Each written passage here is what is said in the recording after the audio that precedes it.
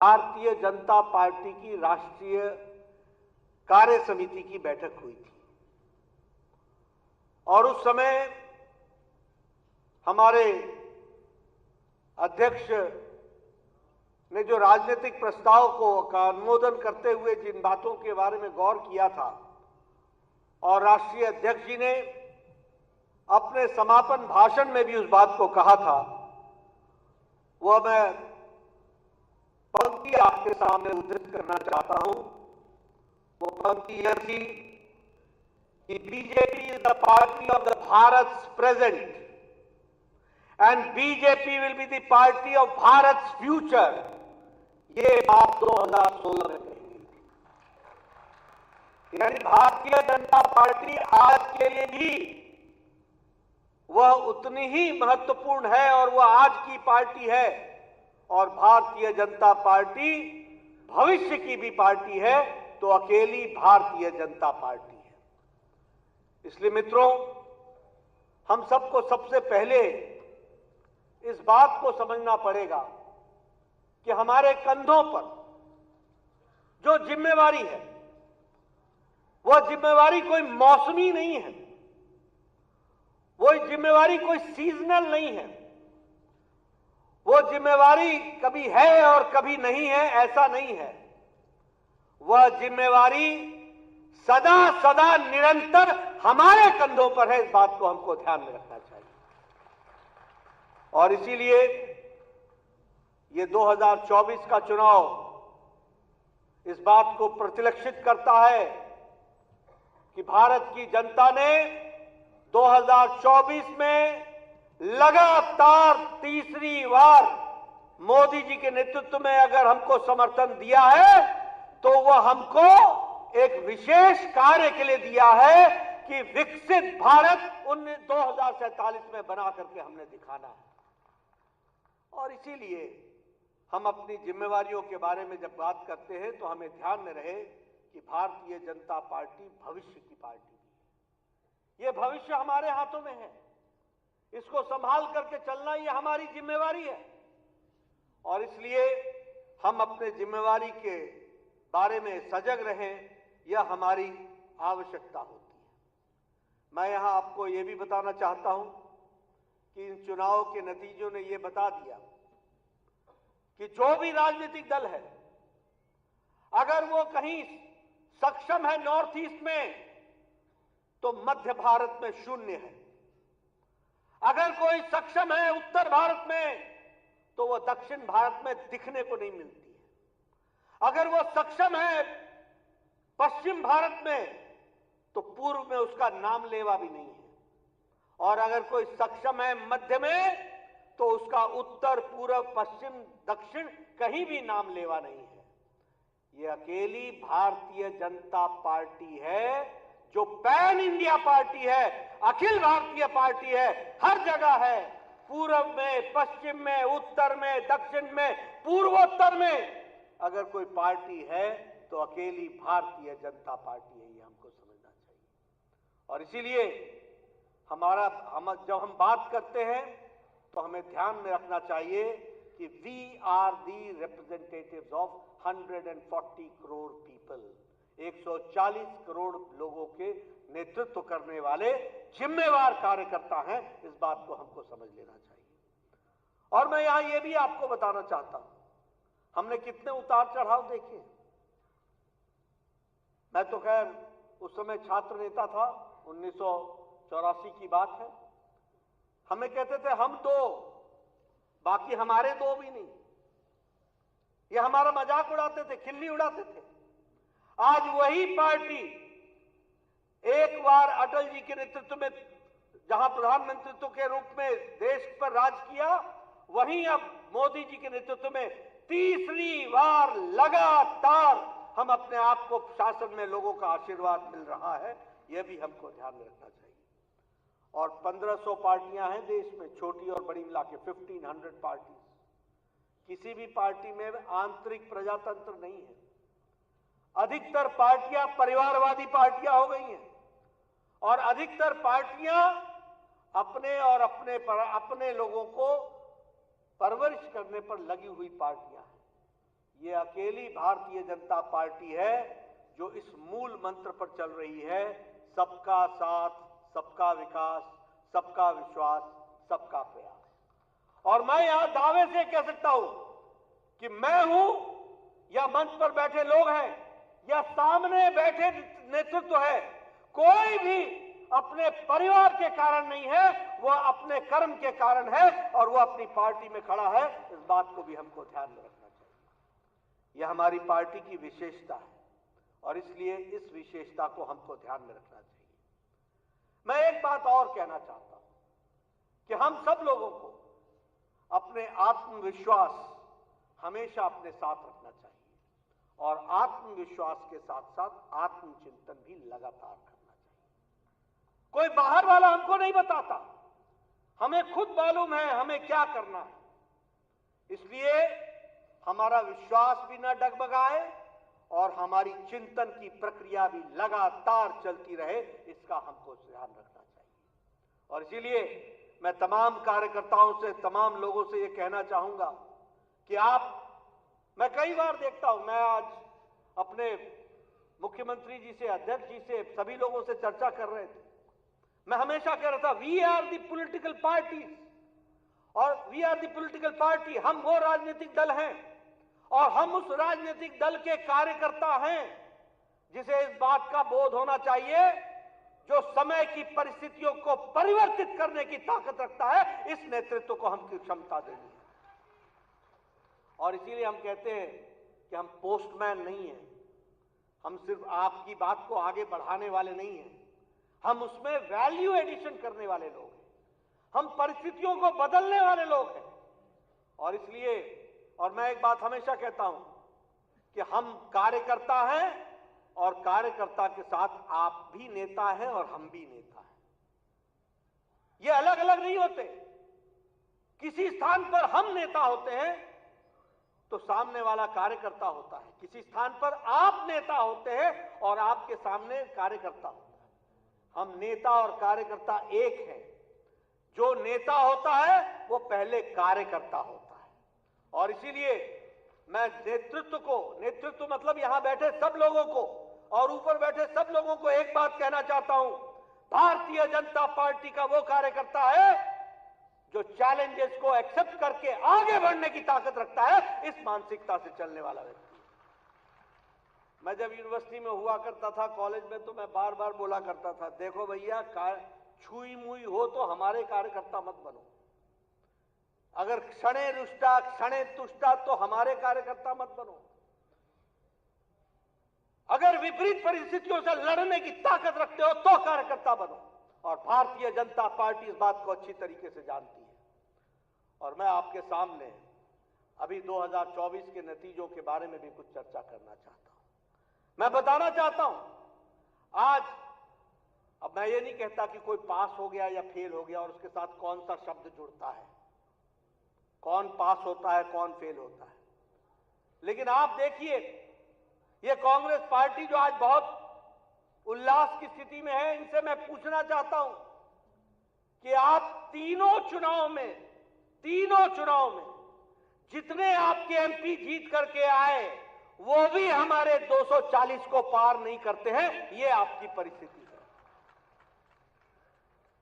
मैं ये भी बताना चाहता हूं कि 3 चुनाव के बाद आप 100 का आंकड़ा पार नहीं कर पाए। और मैं ये भी बताना चाहता हूं कि इंडिया अलायंस ये ध्यान में रखे कि आप सारे जुड़ करके भी जितना नंबर है वो अकेली भारतीय जनता पार्टी के सांसदों से कम पड़ती है। इसको भी आपको ध्यान में रखना चाहिए।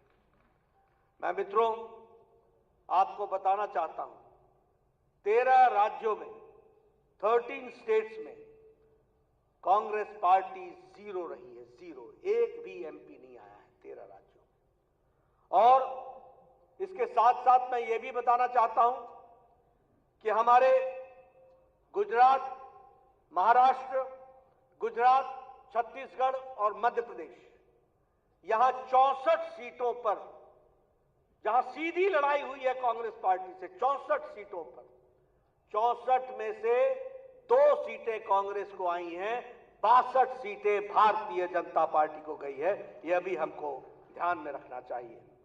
और इसके साथ साथ मैं यह भी बताना चाहता हूं कि कांग्रेस का अकेले जहां चुनाव लड़ी है वहां इसका स्ट्राइक रेट है 26%, और जहां ये अन्य दलों के साथ चुनाव लड़ी है वहां इसका स्ट्राइक रेट है 50%। यानी कांग्रेस पार्टी आज परजीवी पार्टी हो गई है, अपने पर खड़ी नहीं है, अपने वोट पर खड़ी नहीं है, ये दूसरों के वोट पर, अंग्रेजी में इसको कहते हैं पैरासाइट। और आप यहां परजीवी पार्टी यानी लता की तरह किसी पेड़ के साथ चिपक करके खड़े होने की बात करती है। और यह भी हमको ध्यान में रखना चाहिए कि यह पार्टी दूसरों के सहारे खड़े होकर के उन पार्टियों को कमजोर कर देती है और खुद खड़े होने का प्रयास करती है। ये कांग्रेस पार्टी का चाल चरित्र है, ये भी हमको ध्यान में रखना चाहिए। इसलिए मित्रों, अगर मैं चुनाव की दृष्टि से बातचीत करूं तो मैं ये कह सकता हूं कि आज ये पार्टियां बैसाखियों पर खड़ी पार्टी है। कांग्रेस पार्टी रीजनल पार्टीज के आधार पर खड़ी पार्टी है, पैरासाइट पार्टी है, परजीवी पार्टी है। ये अपनी ताकत पर खड़ी नहीं होती। और ये जो इंडिया अलायंस है, ये सारा जोड़ लें तो मैं दोबारा बोलता हूं कि उनकी संख्या हमारे 240 से भी कम पड़ती है। ये भी हमको ध्यान में रखना चाहिए। इसलिए मित्रों, मैं एक ही बात कहना चाहता हूं कि हम अपने बारे में जब आत्मचिंतन करें तो सारी बातों को गौर से ध्यान में रख करके आगे के रास्ते को प्रशस्त करने के लिए चले, ये हमारी जिम्मेवारी होगी। अब मैं ये भी बताना चाहता हूं, आप सब लोग भी इस चर्चा को सुनते रहे कि लोगों में भ्रम फैलाने की कोशिश हुई कि संविधान समाप्त हो जाएगा, संविधान पर आघात होगा, संविधान को हम तोड़ मरोड़ देंगे। मैं ये पूछना चाहता हूं, ये संविधान के साथ छेड़छाड़ करने का काम का इतिहास किसका है? और मैं चाहूंगा कि आगे आप ये बात जन जन तक पहुंचाएं। कौन सी ऐसी पार्टी है जिसको इलाहाबाद हाईकोर्ट ने एक बार कह दिया कि प्रधानमंत्री का चुनाव गलत है और गलत के साथ साथ उनको प्रधानमंत्री के पद पर रहना नहीं चाहिए, तो वो संविधान बदल देते हैं, वो इमरजेंसी लगा देते हैं और वो संविधान के साथ साथ संविधान की हत्या भी करते हैं और प्रजातंत्र की भी हत्या करते हैं। इस तरीके की पार्टी है जो संविधान के रक्षक बनकर के आजकल घूम रही है। 90 बार चुनी हुई सरकारों को गिराया है कांग्रेस पार्टी ने, 90 टाइम्स। और एक तरफ भारतीय जनता पार्टी मोदी जी के नेतृत्व में 10 साल के अंदर सिर्फ एक जम्मू कश्मीर में राष्ट्रपति शासन लगाया, और वह भी पार्लियामेंट में बोल करके लगाया कि यह टेम्पररी है, इसको उठा दिया जाएगा और हम चुनाव राष्ट्रपति शासन नहीं लगाएंगे। इस बात को हम कह करके चलते हैं। ये आज प्रजातंत्र की दुहाई देने लगे, ये संविधान के रक्षक बन गए। धर्म के आधार पर आरक्षण देने वाले लोग, जो संविधान में साफ लिखा है कि on religious ground there will be no reservation, उसकी धज्जियां उड़ा करके आंध्र प्रदेश में एक बार नहीं 4 बार प्रयास होता है धर्म के आधार पर आरक्षण देना। कर्नाटक में हम धर्म के आधार पर आरक्षण को समाप्त करते हैं, कांग्रेस पार्टी की सरकार आती है, वो दोबारा धर्म पर आरक्षण लगाने का प्रयास करती है। बोलिए, ऐसे लोगों को आगे आने देना है क्या? मैं पूछना चाहता हूं, आगे आने देना है क्या? ये संविधान के रक्षक हैं क्या? ये संविधान की हत्या करने वाले लोग हैं, ये प्रजातंत्र की हत्या करने वाले लोग हैं। अभी इनको बहुत पीड़ा हुई जब हमने ये 25 जून को संविधान हत्या दिवस के रूप में मनाने का तय किया। इनको बड़ी तकलीफ हुई, लेकिन सच्चाई क्या है? संविधान को एक बार नहीं, बारंबार अगर किसी ने आघात पहुंचाने का प्रयास किया है तो वह कांग्रेस पार्टी ने किया है और इनके नेताओं ने किया है। उसको हमको ध्यान में रखना चाहिए। मित्रों, मैं एक बात और बार बार कहता हूं और मैं उसको फिर से यहां पर भी दोहराना चाहता हूं। देखिए, देश को आगे ले जाने का रास्ता अगर है तो सिर्फ वो भारतीय जनता पार्टी है। यह हमको स्पष्ट हो जाना चाहिए और यह हमारे ध्यान में बारंबार गूंजता रहना चाहिए दिमाग में कि इसके वाहक हम ही हैं। मैं आपसे ही एक प्रश्न पूछता हूं, आप बताइए 1500 पार्टियां हैं देश में, कौन सी ऐसी पार्टी है जो विचारनिष्ठ पार्टी है? कौन सी ऐसी पार्टी है? आप बताइए। Congress party centre to right, centre to left, left to right, right to left, जिसका विरोध किया उसके साथ समझौता किया, जिसके साथ समझौता किया उसका विरोध किया, कोई भी विचारधारा नहीं। आप बताइए, आपके यहां जो रीजनल पार्टीज हैं, किसी में भी कोई विचारधारा है? कोई विचारधारा है? यह अकेली भारतीय जनता पार्टी है जो विचारनिष्ठ पार्टी है। और इसीलिए हम गौरव के साथ कह सकते हैं कि अगर श्यामा प्रसाद मुखर्जी ने 52-53 में कहा कि धारा 370 जानी चाहिए, तो हम लगातार आपके और हमारे जैसे करोड़ों करोड़ों कार्यकर्ता 4-4 पीढ़ियां खपा करके उस 2020 के 6 जून का, जुलाई का इंतजार कर रहे थे, जब मोदी जी की इच्छा शक्ति ने और अमित शाह की रणनीति ने धारा 370 को धाराशाही कर दिया। यह भी हम लोगों ने देखा।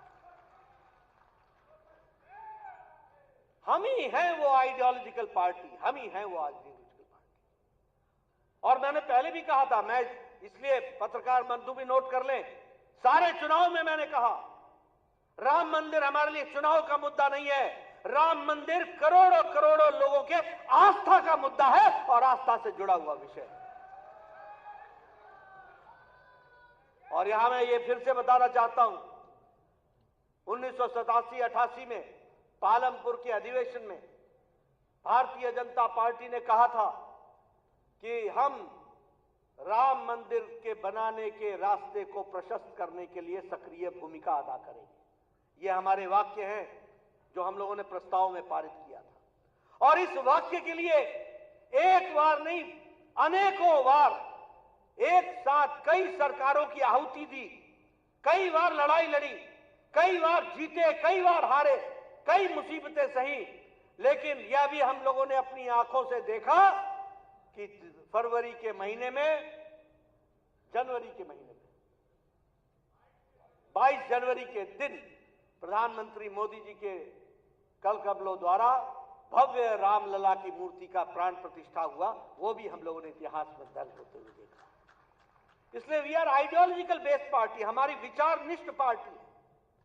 अगर पंडित दीनदयाल उपाध्याय ने कहा एकात्म मानववाद, उस समय लोग बोलते थे हमें ये एकात्म मानववाद समझ में नहीं आता है। और जब हमारी जनता पार्टी की सरकार बनी 77 में, और हमारी जब राजस्थान में सरकार बनी, जब हमारी हिमाचल में सरकार बनी, हमारे मुख्यमंत्री बने, हमारी मध्य प्रदेश में सरकार बनी, तो उसी को कार्यान्वित करने के लिए हम लोगों ने अंत्योदय शुरू किया। और उसी का सरलीकरण करते हुए प्रधानमंत्री मोदी जी ने एक मंत्र दिया, सबका साथ, सबका विकास, सबका विश्वास, सबका प्रयास। मैं ये बात इसलिए बोल रहा हूं कि हम लोगों ने 60 के दशक में, 70 के दशक में, 80 के दशक में, 90 के दशक में अपने विरोधियों से सुना, बारंबार सुना, what is your economic model, what is your economic model, आपकी इकोनॉमिक मॉडल क्या है बताओ, आपकी अर्थनीति क्या है ये बताओ। वो अर्थनीति को सरलीकरण के जाने के बजाय जटिल बना रहे थे। वो सामान्य व्यक्ति को समझ में न आए इस तरीके से अपनी अर्थनीति की व्यवस्था कर रहे थे।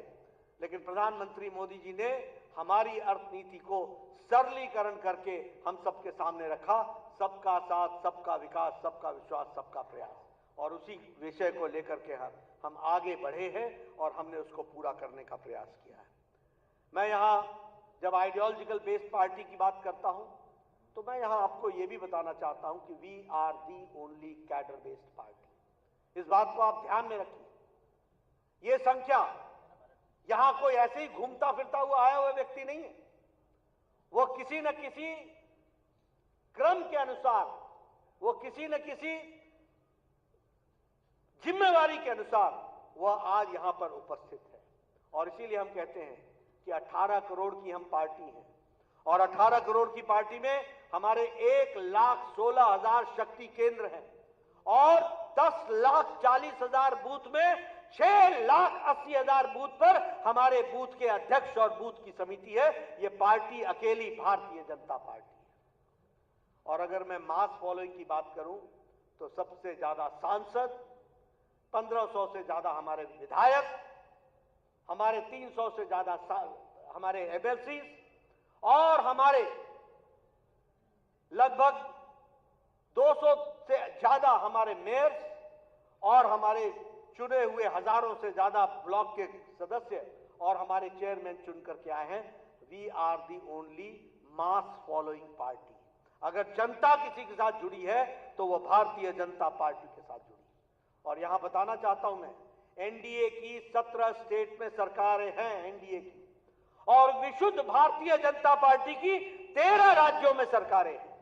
और आपको जानकर खुशी होगी कि 58% के भूभाग पर भारतीय जनता पार्टी का कमल खिल रहा है और 57% की जनता पर भारतीय जनता पार्टी का शासन चल रहा है। ये भारतीय जनता पार्टी है। इसलिए हमें यह ध्यान में रखना चाहिए कि किस तरीके की पार्टी के हम सदस्य हैं, किस तरीके से हम पार्टी को आगे बढ़ाने का काम कर रहे हैं। और जब मैंने आइडियोलॉजिकल पार्टी की बात की तो हम लोगों ने छदम जो सेकुलरिज्म था, इसको हम लोगों ने, स्यूडो सेकुलरिज्म था, इसको भी हम लोगों ने चैलेंज किया। तुष्टीकरण के खिलाफ हमने लड़ाई लड़ी और उसी के साथ साथ जो व्यवस्था, अर्थव्यवस्था चरमराई हुई थी, उसको एक सुदृढ़ अर्थव्यवस्था के रूप में खड़ा करने का काम किया। तो प्रधानमंत्री मोदी जी के नेतृत्व में भारत ने किया। इस बात को हमको, भारत में हुआ है, इस बात को हमको ध्यान में रखना चाहिए। आप 2014 की पहले की तस्वीर देख लीजिए।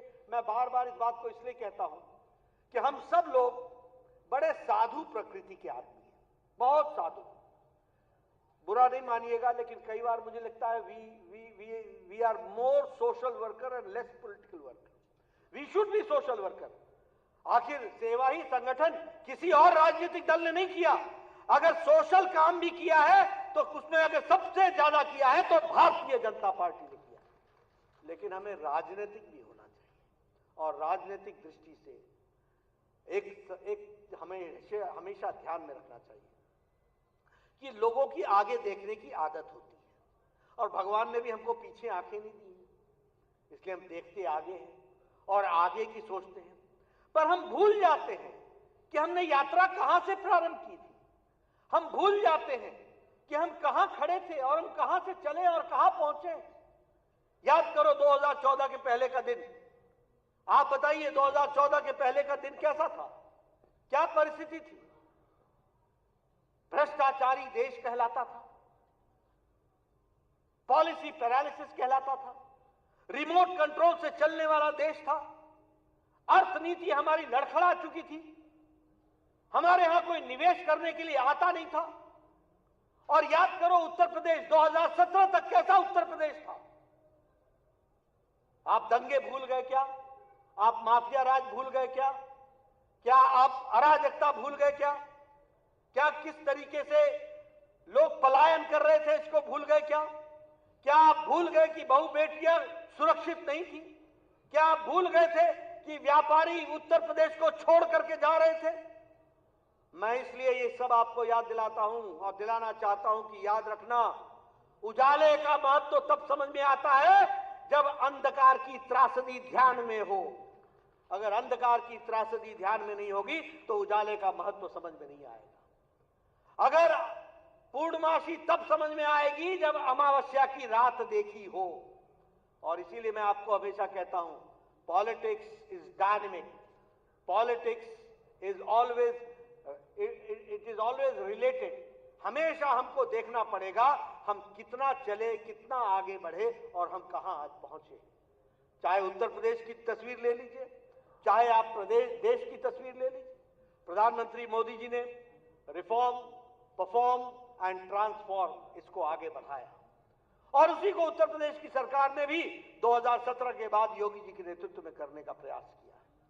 मैं यहां आपको बताना चाहता हूं, स्पीड, स्केल और स्किल, इसको अगर किसी ने लागू किया है तो देश में इसको अग्रसर होकर के भूमिका को प्रधानमंत्री मोदी जी ने लागू किया है और उसी को उत्तर प्रदेश में भी हम सब लोगों ने आगे बढ़ाने का काम किया है। मैं यहां आपके सामने यह भी बताना चाहता हूं, आज अर्थ की व्यवस्था की चर्चा हो। आप सब लोग ध्यान रखिए, क्योंकि आप सब पॉलिटिकल कार्यकर्ता हैं और आपके ध्यान में होना चाहिए और आपके जहन में होना चाहिए कि हम पॉलिटिकल कार्यकर्ता के दृष्टि से हम कौन सा डिस्कोर्स लोगों के सामने खड़ा कर रहे हैं, कौन सा नैरेटिव हम खड़ा कर रहे हैं। मुझे समझ में नहीं आता, ये कांग्रेसी भाई और वो भाई बहन दोनों मिला के, ये सब लोग पढ़े लिखे अनपढ़ मुझे दिखते हैं। और ये मैं आपके सामने नहीं बोल रहा हूं, ये मैंने राज्यसभा में भी कहा है, अपने वक्तव्य में भी कहा है, ये पढ़े लिखे अनपढ़ है। सुरेंद्र नागर जी इसके चश्मदीद गवाह है। मैंने कहा है कि ये पढ़े लिखे अनपढ़ है, इनको मालूम नहीं है। ये सब लोग खड़े होकर के बोलने लगते हैं अनएम्प्लॉयमेंट, बेरोजगारी बेरोजगारी, फिर इसके साथ साथ बोलने लगते हैं महंगाई। ये मुद्दे ला करके खड़ा करते हैं। मैं आपके सामने कुछ विषय रखना चाहता हूं। आज कोरोना की मार के बाद और यूक्रेन और रशिया के कॉन्फ्लिक्ट के बाद अगर कोई देश है जिसको इंटरनेशनल मॉनेटरी फंड ये कहता है कि अगर कोई ब्राइट स्पॉट है तो वो इंडिया है, वो भारत है, ये बड़े स्पष्ट शब्दों में मॉर्गन स्टैनली कहते हैं। मॉर्गन स्टैनली कहता है India is different after 2014, Bharat अलग है 2014 के बाद। और मूडीज वो बोलते हैं कि we should see that in coming times the forecast is that India's growth rate is going to remain above 6.8%। ये मूडीज बोलते हैं। मैं आपके सामने ये बात इसलिए कहना चाहता हूं क्योंकि साधारण शब्दों में आपको जनता को बताना पड़ेगा। और वो क्या बताना है आप देखिए, यूनाइटेड स्टेट्स ऑफ अमेरिका का ग्रोथ रेट है 2.7%, 2.7% अमेरिका का है, जो विकसित देश है। जर्मनी का है 0.2%, फ्रांस का है 0.7%, जापान का है 0.9%। मैं जितने नाम ले रहा हूं सब विकसित देश हैं। जापान का है 0.9%, यूके का है 0.5% और मोदी जी के नेतृत्व में भारत का है 6.8%। 6.8%। अब बोलिए ये अनपढ़ कांग्रेसियों को कहां से मैं पढ़ा लिखा बना दूं? या तो मेरे आंकड़ों को चैलेंज कर दो, या फिर आप ये जान लो कि आज भारत की इकोनॉमी सबसे सुदृढ़ तरीके से अगर खड़ी है तो भारत की अर्थव्यवस्था है और ये मोदी जी के दूरदर्शी नेतृत्व के कारण है। इस बात को हमको समझ लेना चाहिए। और फिर बोलते हैं कि रोजगार नहीं है। अरे इनको मालूम नहीं है कि जब इकोनॉमी का साइज बढ़ता है तो जॉब की अपॉर्चुनिटीज खुद बढ़ती हैं। अगर ये ब्रिज बन रहे हैं, अगर ये फ्लाईओवर बन रहा है, अगर ये एलिवेटेड रोड बन रहा है, अगर ये मेट्रो स्टेशन बन रहे हैं और मेट्रो ट्रेन बन रही हैं, अगर ये एयरपोर्ट बन रहे हैं, तो आखिर बन रहे हैं तो कोई ना कोई बनाने वाला तो है। ये क्या एम्प्लॉयमेंट जनरेट नहीं कर रहा है? लेकिन अनपढ़ों को कहां पढ़ाया जाए। और मैं दूसरी बात कहता हूं कि भैया इन कांग्रेसियों को मैं स्वास्थ्य मंत्री होकर के आंखें तो इनकी ठीक कर सकता हूं, दृष्टि कहां से लाऊं? इनको दृष्टि कहां से दूं? जिन्होंने देखना ही नहीं, जिनको ये जानकारी नहीं।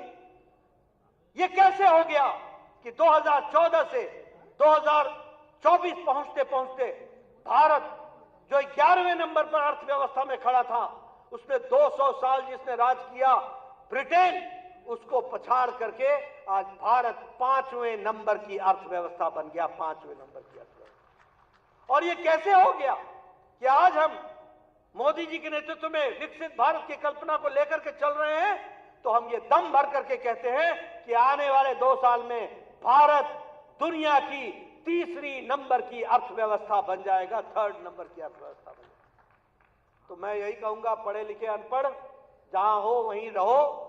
देश तो आगे बढ़ रहा है और बढ़ता ही रहेगा, आगे ही जाएगा, उसको कोई रोक नहीं सकता।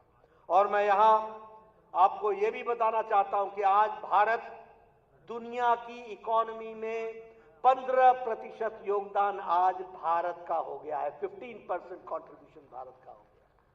और आपको जान करके खुशी होगी, और वो मैं निश्चित रूप से आपको उसके लिए बधाई भी देता हूं कि आज उत्तर प्रदेश भारत का दूसरा सबसे बड़ा लार्जेस्ट इकोनॉमी बन गया, अर्थव्यवस्था बन गई है। इसके लिए भी मैं उत्तर प्रदेश की सरकार को बधाई देना चाहता हूं। क्या समय था, यहां से पलायन हो रहा था।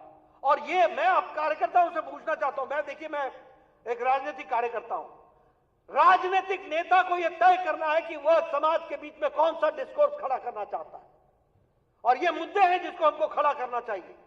इसीलिए हम बने हैं और इसी बातों को कहने के लिए हम बने हैं। किस बात के लिए हम तकलीफ में आए, किस बात के लिए हम सोचने में मजबूर हो कि हमें कुछ सोचना है। मैं आपसे पूछना चाहता हूं कि आज जब हम सेकेंड लार्जेस्ट इकोनॉमी यूपी बन गया, ये यूपी कहां खड़ा था?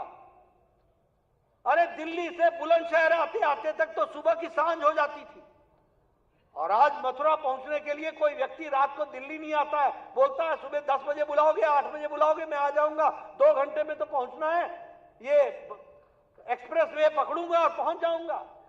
आप बताइए, एक्सप्रेस वे की बहार उत्तर प्रदेश में लगी है कि नहीं लगी है? जरा जोर से बोलो भाई। मुझे लगता है भोजन के बाद थोड़ी तकलीफ तो होती है, लेकिन बोलिए, झड़ी लगी है कि नहीं लगी है? एलिवेटेड रोड बन रहा है कि नहीं बन रहा है? अंडरपास बन रहा है कि नहीं बन रहा है? बाईपास बन रहा है कि नहीं बन रहा है? मेडिकल कॉलेज की झड़ी लगी कि नहीं लगी? आप बताइए, इंजीनियरिंग कॉलेजेस खुले कि नहीं खुले? आप बताइए, all India institute of medical sciences मिला कि नहीं मिला? ये 10 साल के अंदर, यही मैं ही स्वास्थ्य मंत्री था। पहले तो गोरखपुर जाने का मतलब ये होता था लखनऊ में उतरो, फिर कभी गाड़ी सड़क पर और कभी सड़क गाड़ी पर, दोनों धक्के खाते हुए 4 घंटे 5 घंटे लगा के गोरखपुर पहुंचो, तब जाके जापानीज इंसेफ्लाइटिस का इलाज कराने के लिए डॉक्टरों को लगाओ। आज मैं गौरव के साथ कह सकता हूं कि पूर्वी उत्तर प्रदेश को वाराणसी और Gorakhpur world class health systems को क्रिएट किया गया है, वर्ल्ड क्लास हेल्थ सिस्टम को।